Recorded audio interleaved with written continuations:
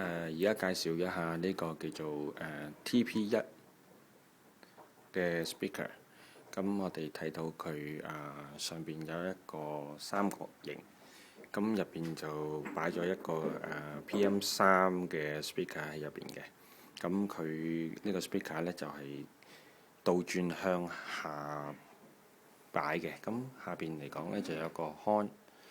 咁啱啱正好就嗰個PM3嗰個單元呢，就向下嘅。咁經過前邊一個類似號角咁樣嘅物體嘅反射啦，咁就喺前邊。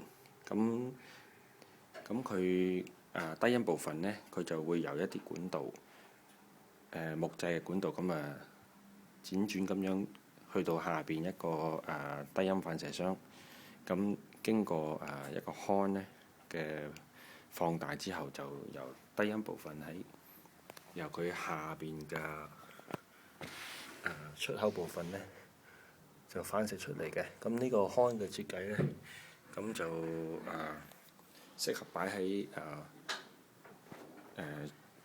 牆角嗰度啦。咁就靠呢個本身嘅牆嘅角呢，咁將佢嘅低音擴散出嚟嘅，咁營造一個比較雄厚啲嘅低音。